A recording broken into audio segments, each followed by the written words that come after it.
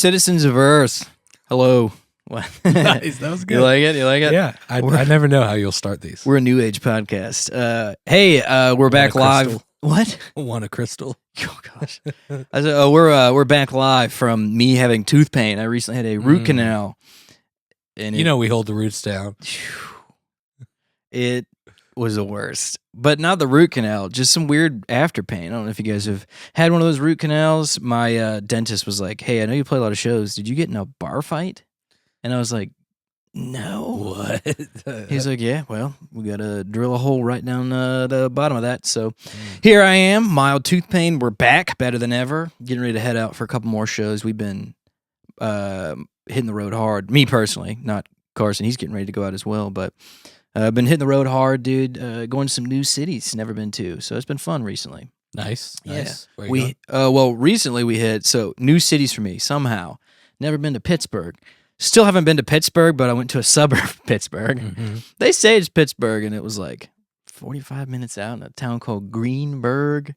Mm-hmm. Picture strip malls. Nice. Yeah, I got it. Suburban strip mall. Oh, yeah. And then we did go downtown extremely timely to Baltimore a couple days before the bridge, which is just super tragic. Yeah. But we did play downtown, and I actually really loved it. Cool. The downtown Baltimore area, very cool. Mm-hmm. Very, very cool. So played down there right by like what do they call it? The inner harbor or inner bay. It's one or the other. Mm-hmm. So did those, and then this coming week I'm doing another new city, Norfolk, Virginia. And then another new city, Cary, North Carolina, which is also a suburb of Raleigh. So never been. Really excited for those. And I love North Carolina. I do too. It's beautiful. You guys played in Asheville, right? You've hit Asheville? No, I've never been to Asheville. I really want to. Really? Yeah. Asheville's so cool. Yeah, I've always heard about it. It's got its plenty of strengths, dude. And it's just beautiful. It's a great town. I was born in Greenville, South Carolina. Okay. My dad, we moved to Kentucky when I was probably 7-ish. He was in radio, so we'd move around. I don't really have any memories in Greenville other than later in life I would live with my dad in the summers. So I have memories there as a teenager and spent some time there, but I don't consider it home. Other than saying Greenville and Asheville are pretty close. I think within 45 minutes of each other. I think so. So you have to kind of go through the mountains to get to Greenville, which is kind of towards Asheville. I still want to go to Asheville, but it makes it like even less to be like, oh, I've got family in South Carolina. I can't really go that close to them without being like, oh yeah, I'll pop in. Yeah, I'll go see the family. Yeah, that's a funny thing about the shows, dude. That's why I only go to Antarctica. Yeah. Well, can't come on this one. It's a little too far. It's a little too cold. I got burned a little bit ago. We were out in it's called Wheatland, California, which is like 30 minutes north of Sacramento.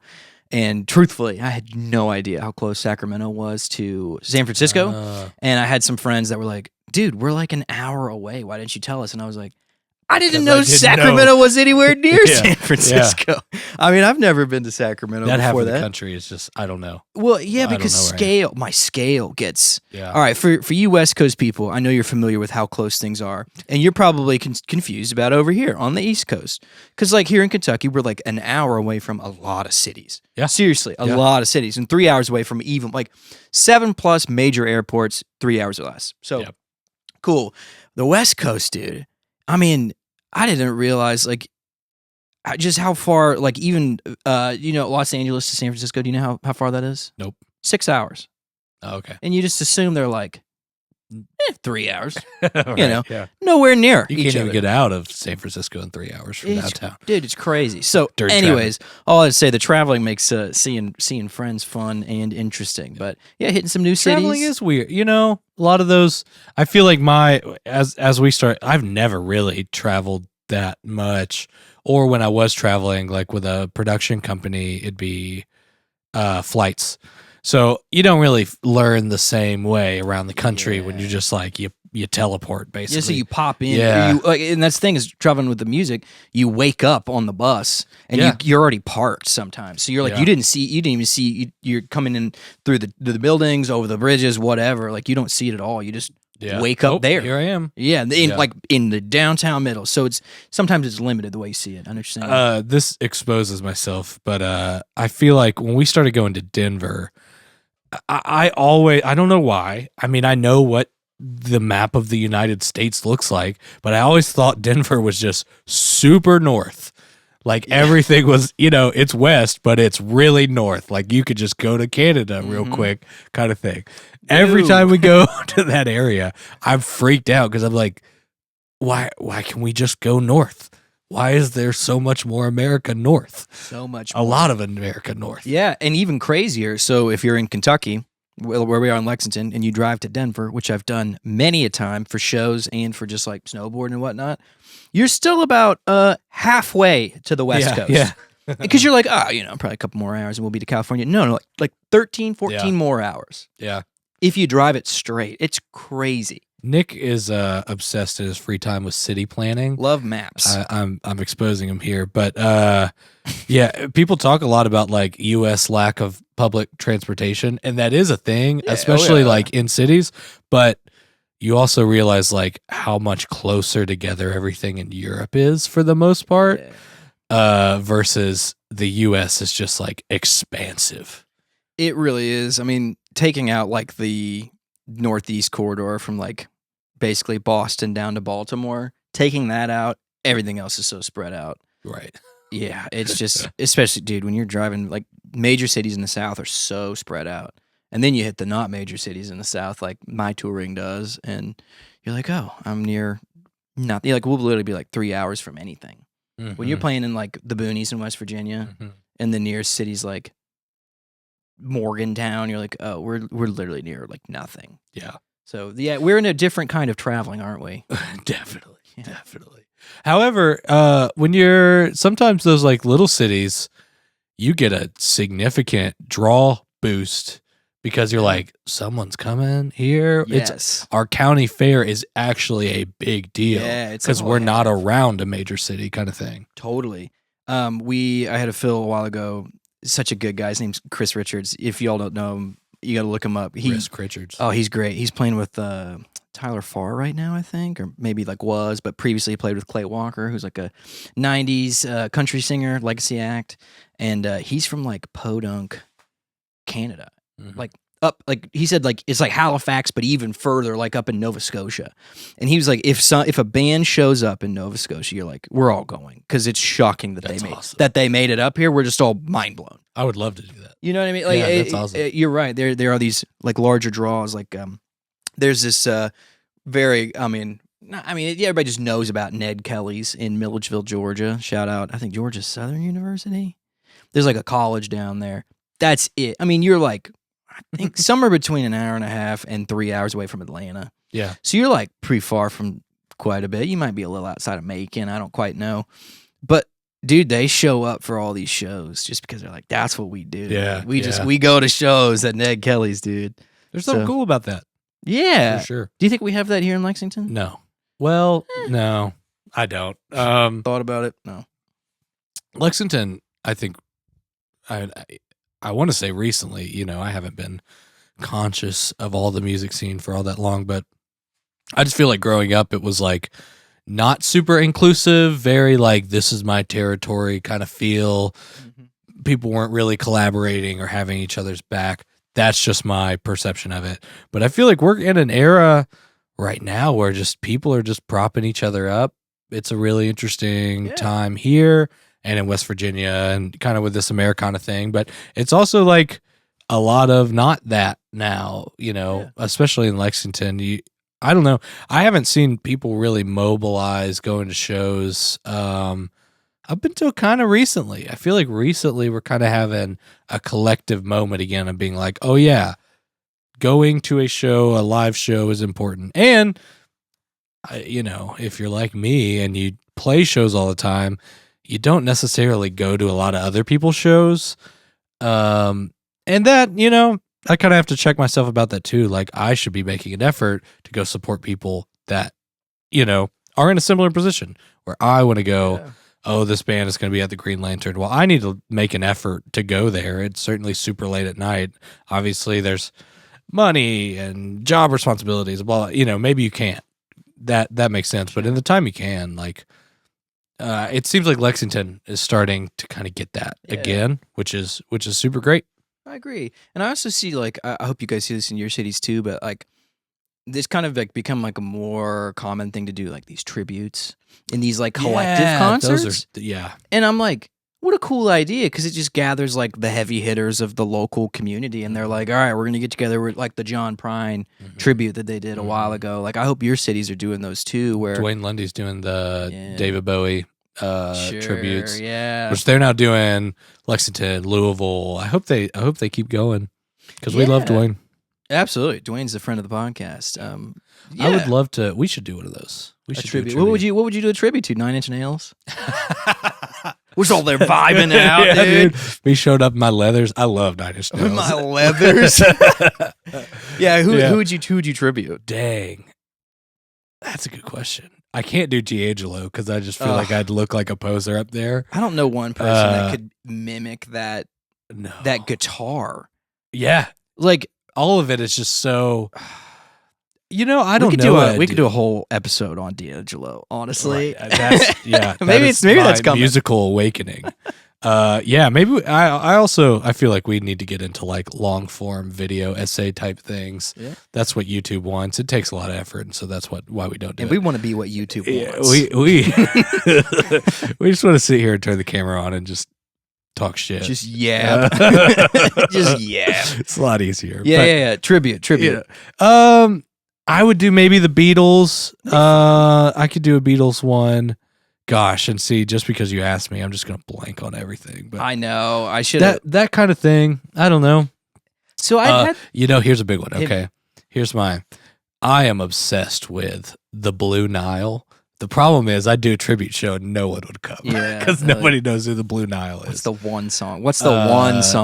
Under the Street Downtown Lights. Downtown Lights. Dude, the moment that synth line comes on, it's like tears are about to come. Like, I'm just about to explode. If you guys have heard the Blue Nile Downtown Lights, would you just like, if this is on YouTube, like just like drop a little comment that's like, I've totally heard this. Sound off. And if this is on not YouTube, if you're just listening to audio only, maybe just leave us a full review and send us a Venmo or something. Yeah, right. No, I'm just kidding. This is for my Blue Nile fans. Yeah. No. It's this band in the late 80s. The ladies? The ladies, as they say. For lack of a better term, like, they were getting acclaim.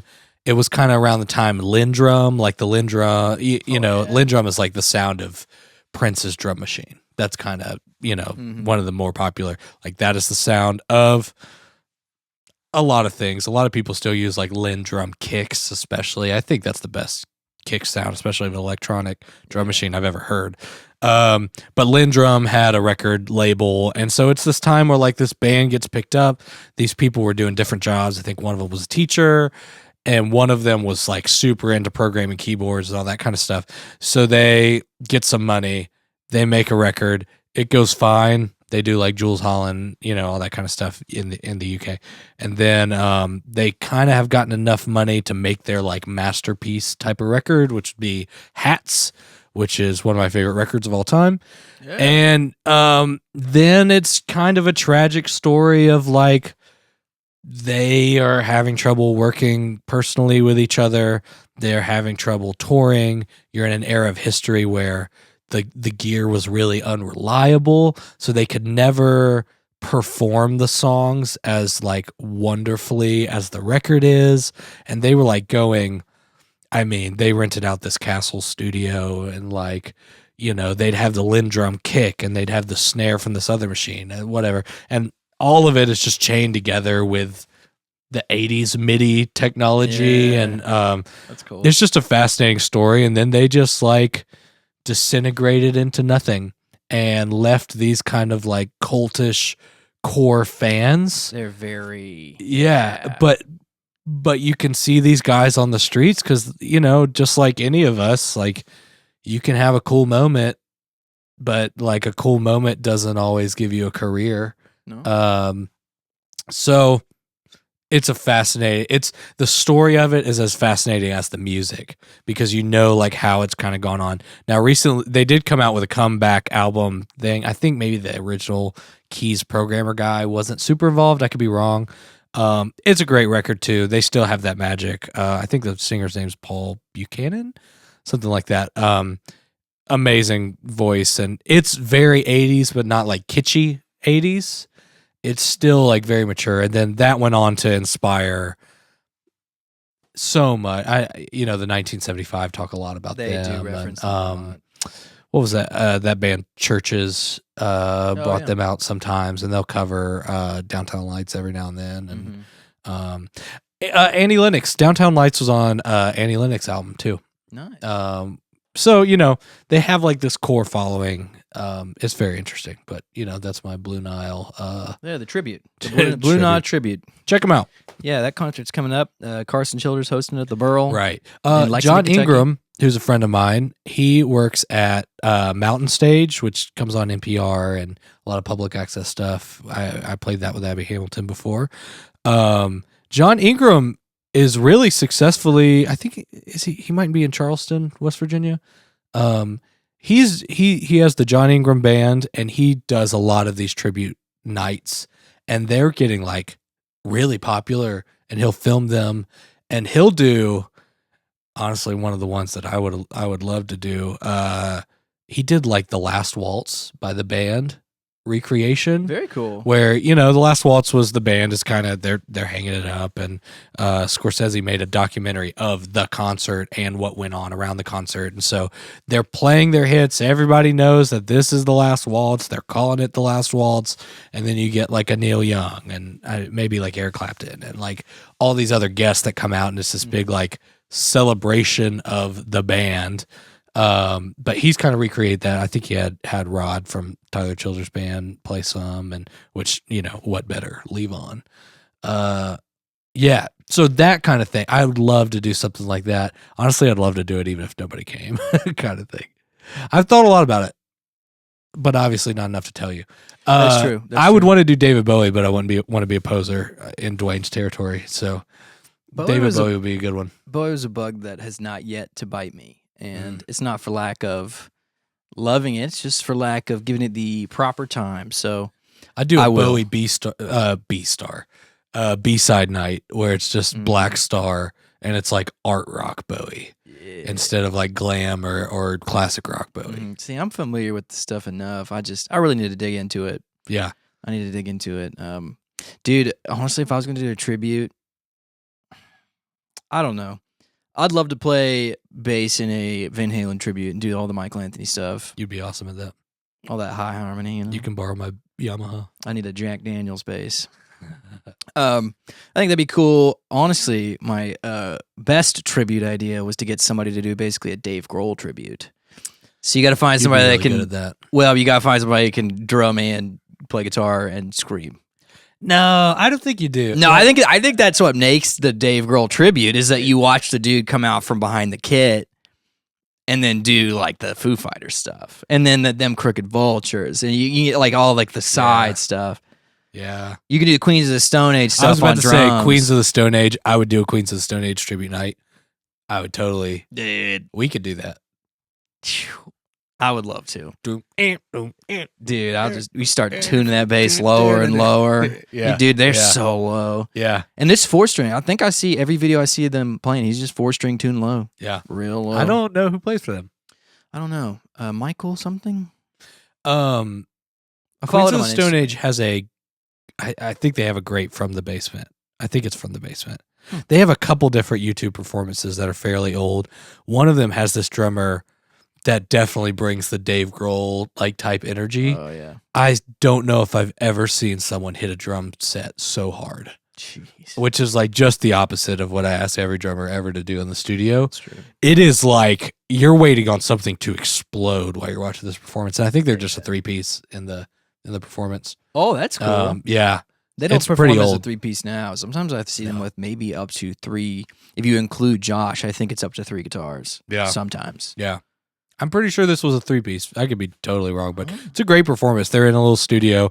And it's probably not a From the Basement because it's not that elaborate, but it's really close. Yeah. But I'm also the kind of guy to look at the credits list at the end of the From the Basements and find Nigel Godrich's assistant engineers and then DM them and eventually get answers on how they're recording stuff. So such a nerdy music move. I love it, dude. He sold to the game. Hey man, From the Basement, that's the holy grail. Well, yeah.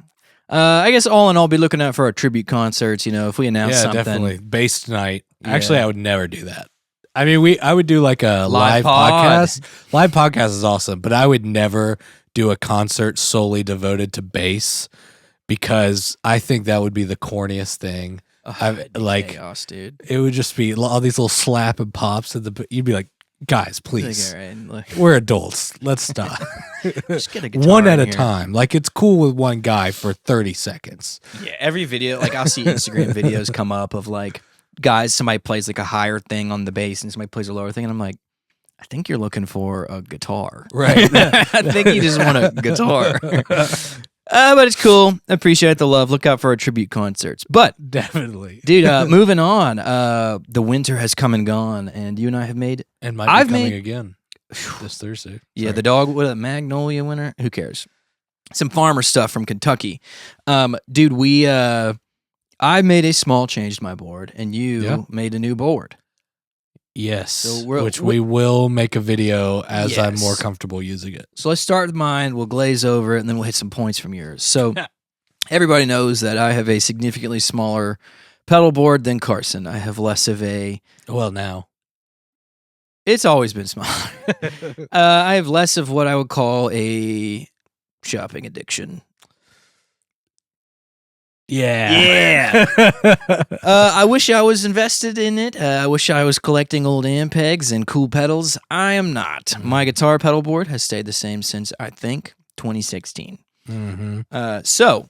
That's awesome. Yeah, I well, envy that. no. It's just my buddy, our buddy, Jonathan, he helped me wire the board, and he cut power to length. He cut cables to length.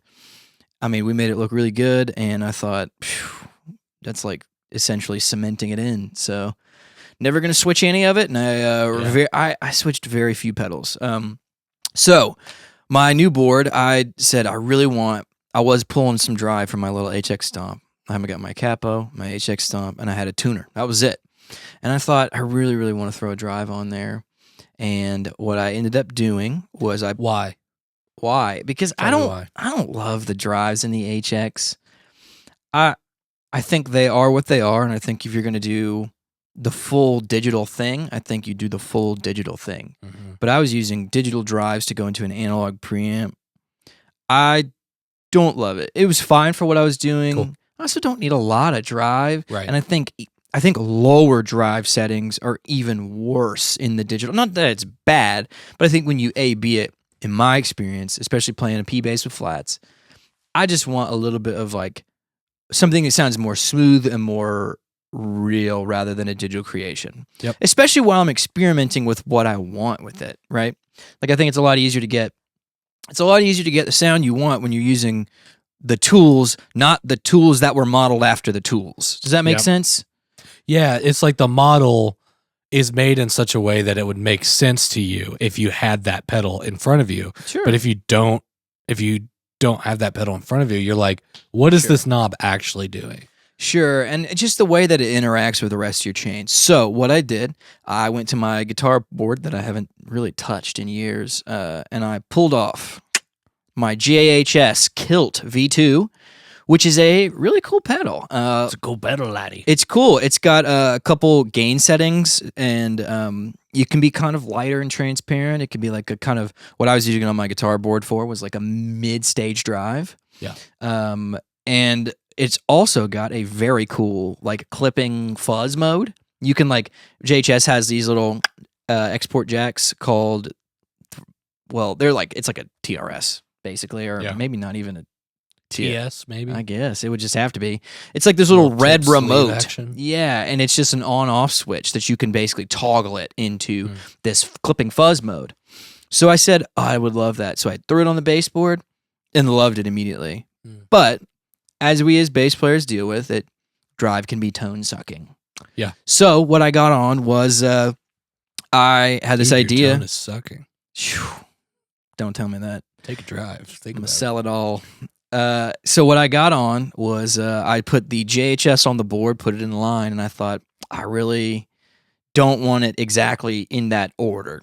So what I did was I put a send and return inside my HX Stomp that is always on, and I send it straight to the pedal and send it straight back, so I can toggle on and off the actual pedal. That is next level. And I can That's pretty cool. I can mix in my level of original bass tone and drive. So I'm able to kind of dime it a little bit, like really ramp it up, but just mix it in. So I've got it somewhere between 40 and 45% mixed in. And it's become extremely usable and extremely helpful for me when I get into certain rooms that are more boomy. Sometimes we talk about the way that you can change your EQ in like a boomier room. Lately, I've just been having to touch more drive to let it sparkle. And it's been working. It's been cool. It's been really fun. So that's the only change I've made is doing that.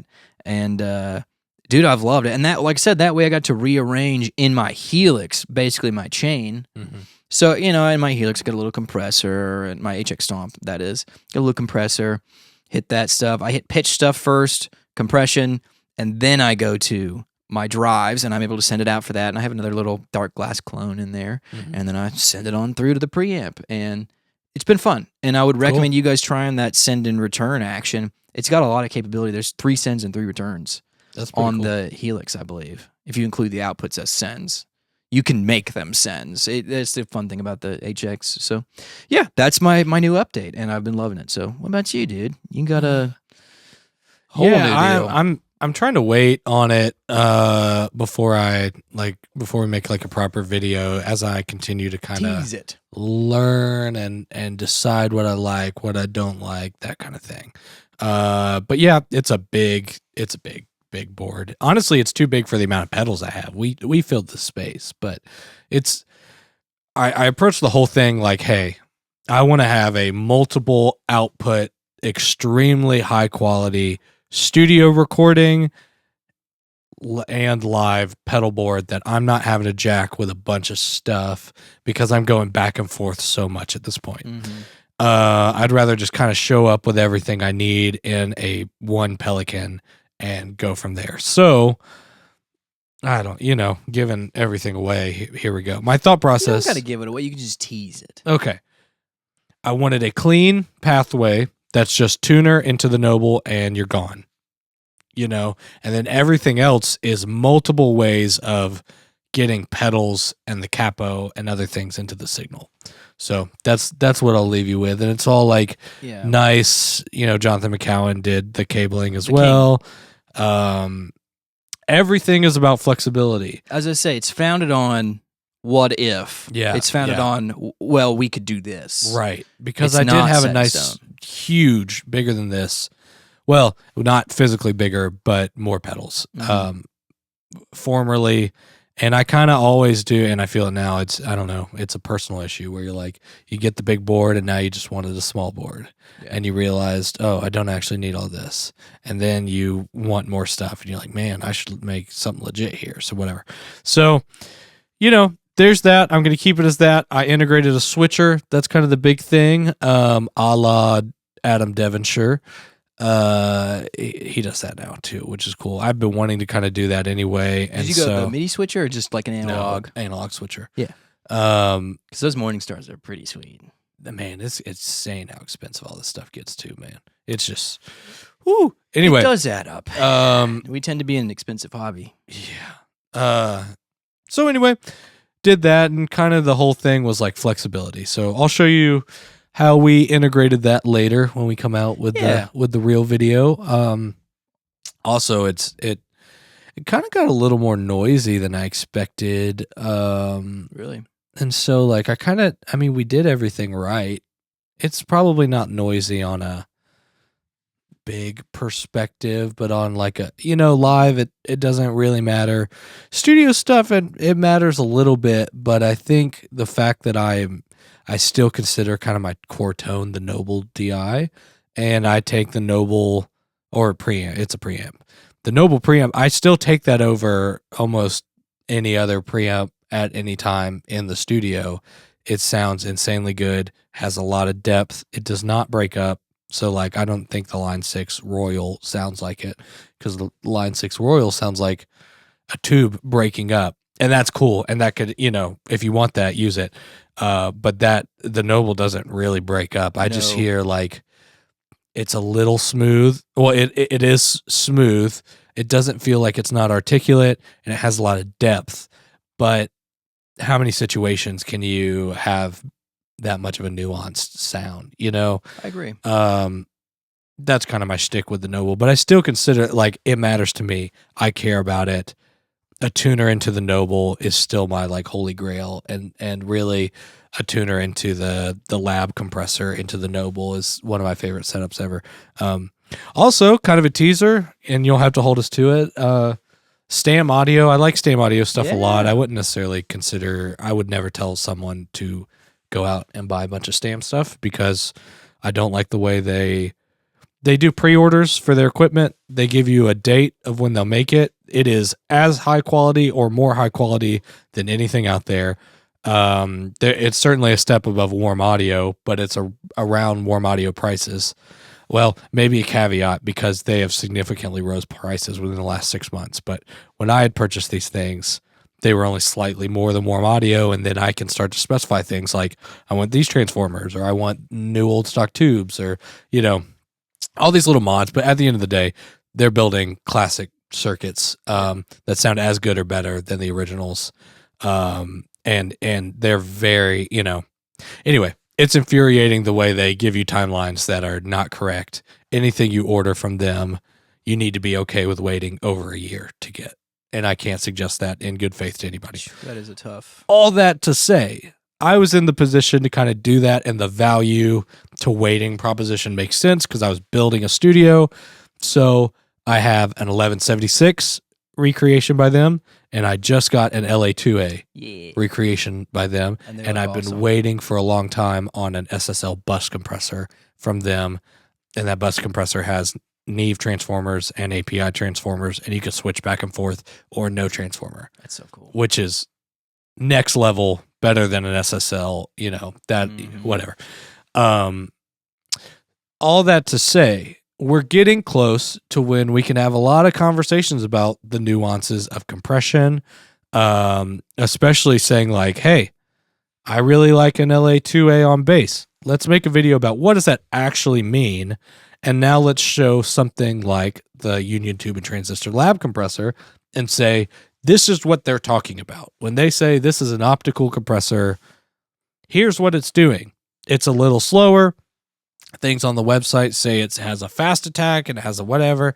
And it's like, yeah, they're all fast, but an LA2A is still slower than an 1176. 1176 is insanely fast, like just chopping transients. So, like, what do you do when both websites from companies say that it has a fast response? Does that mean the same thing? It doesn't. So anyway, we're close, because we have the collaboration devices compressor, which is based on SSL bus compressor that we've done a review on. Yeah. We have the Union Tube and Transistor Lab compressor, which is based on an LA2A, but it does not have tubes in it.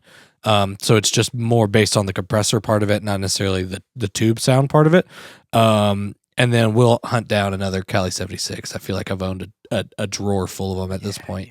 And so we'll talk about that. And we'll show, like, hey, here's, for lack of a better term, the real thing. And then here's the pedal. Yeah. Do you like what either of these are doing? The pedal's striving to do what the studio thing is doing, and maybe you don't like that at all. And that is okay. And it's just like, let's do some demystifying, I feel like some YouTube videos, when they do this, they use a plugin. And they'll be like, okay, here's what your bass sounds like. Here's what it sounds like with an LA2 plugin. Here's what it sounds, whatever. And, like, yeah, I mean, that's certainly more informative than nothing. Yeah.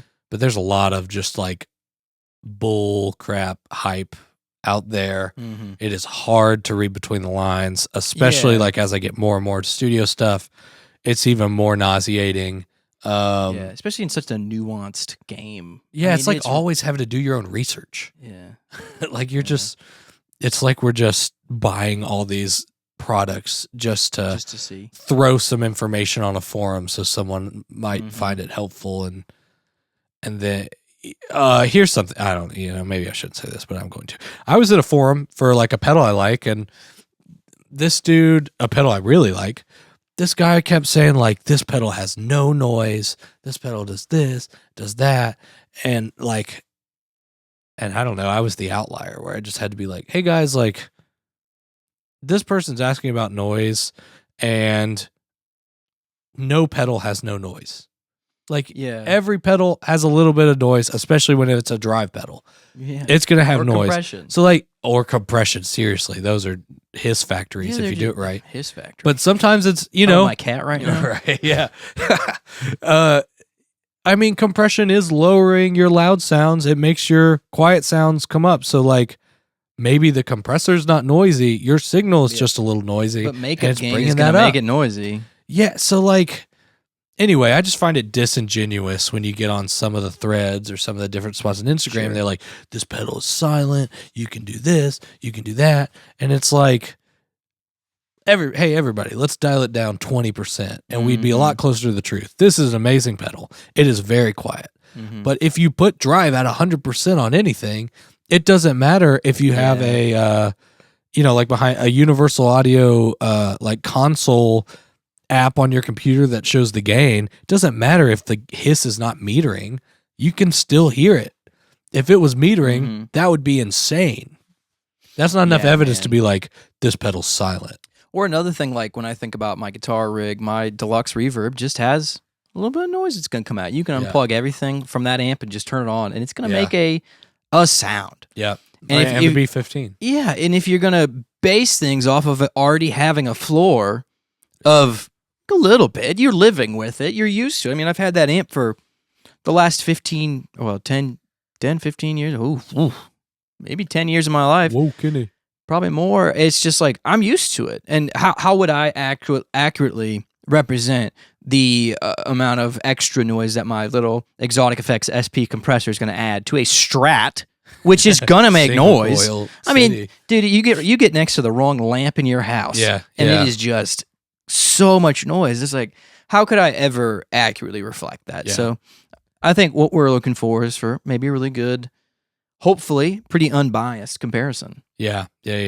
Especially when like Stam Audio, they could take it or leave it. They don't care if we give them a good or bad or whatever, because we're not reviewing their stuff. We're just saying like, hey, put your bass through it. It's a passive bass. It needs a little bit of juice sometimes. Okay, that equals noise. And so a lot of times, like, you might use a regular DI for the clean low end and a flavorful compressor for the top end. And, it's just interesting to know that things. And I find I learn by putting my hands on something, by bringing it into my environment. And that's why, I mean, maybe this is just me rationalizing my sickness, but that's why I buy so much stuff and sell so much stuff. It's whatever. It's like, I don't really learn until I have it in my hands and go, oh, this is really what it's doing, especially when I push it to its limits. And now do I like that?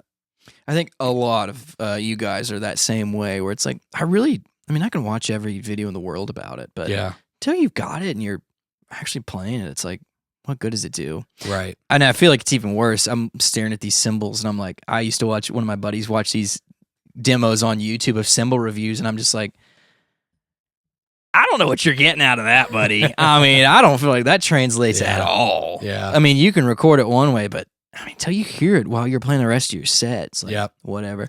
Which is part of the fun. Absolutely. And it's part of the frustration as well. And I'd love our content, hopefully, for people to be kind of a equalizer. Like, we use a lot of the same stuff. I think if we get bigger or whatever that looks like, we'll come out with some standards of like, hey, we're going into this preamp with this kind of bass. It sounds like this, so that as we demo things in the future, you can kind of flip through and be like, okay, I now know what this sounds like, because cymbal manufacturers from certain cymbal videos are really good about that, because they will do the same mic, the same set, the same person, and the same room for cymbals, and they'll do like a day long of them. So they'll have these. That's cool. They'll have these second channels where it's just like uploading hundreds of video, and it's like if they get 17 Istanbul dry dark whatever, they'll hit every one of them because they're so different.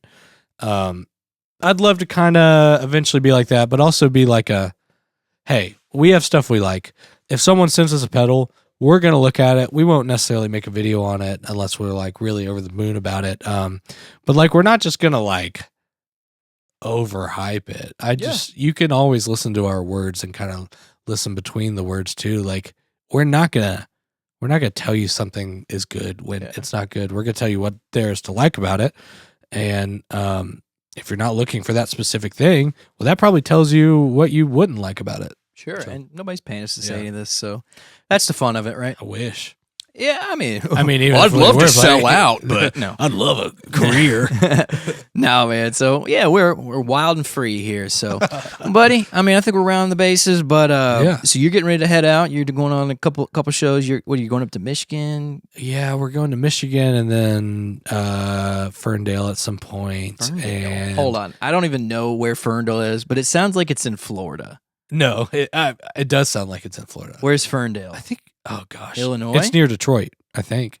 So it's in Michigan. Yeah, you're doing. I think we're doing kind of a loop. Oh, nice. I think we start and end around Michigan, which we're in Kentucky, so that's super great. But yeah, starting halfway through the loop.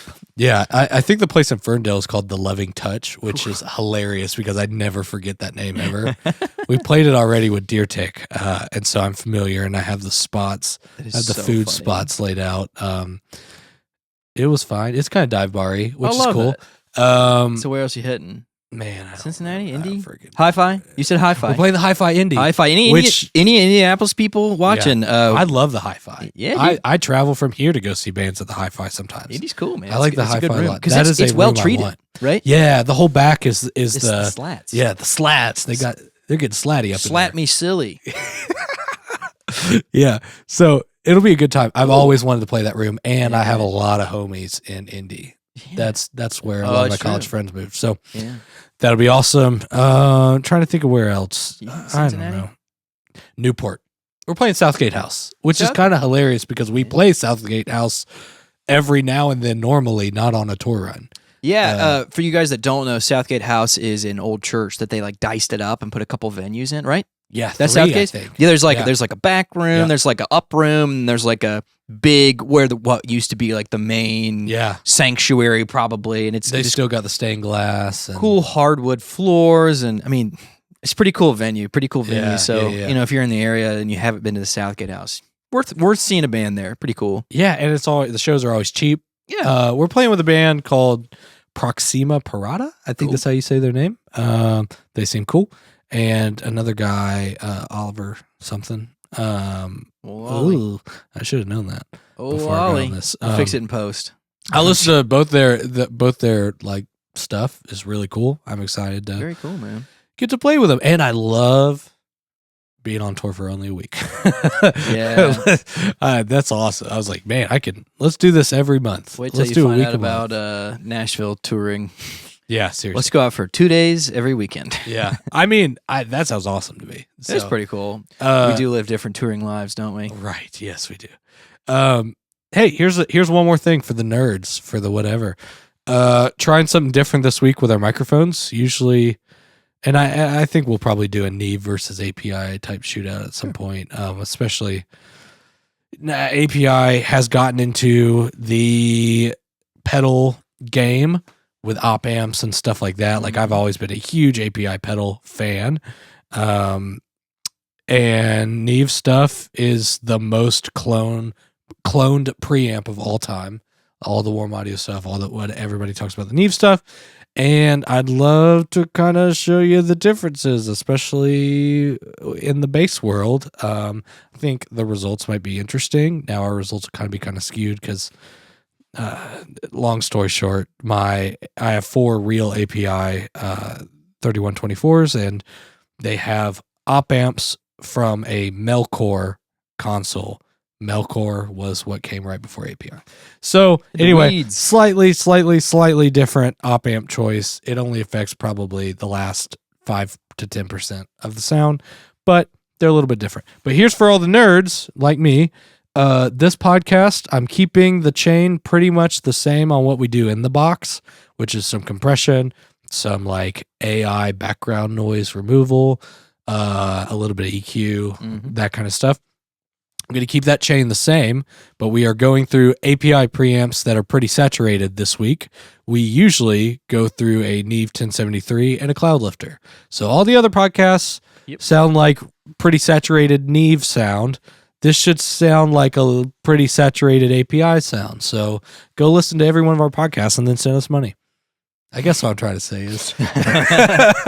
Well, anyways, we do appreciate any interaction you give us that helps us keep making podcasts like this. Yeah. So if you'd and viewers like you, if you're on YouTube, drop a comment, say hey, drop a like, and if you're not on that and you're on a audio only, dude, reviews mean a lot to us, and it's true. It would mean a lot if you could just pop us a specific 5-star review and say that you're a listener, a regular listener of the podcast. We would love that. That'd help us out a lot. So, and as always, if you see Nick or I are coming around your spot, check out our Instagrams, our personal Instagrams. That's where we post about a lot of shows and stuff. Yeah, we're all over. Come say hey. We want to say hey. That. We want to talk to you. We want to, like, anybody who enjoys the stuff. Like, we will make as much, obviously things happen, so sometimes we're also tour managing or that kind of stuff, but we would love to say hey.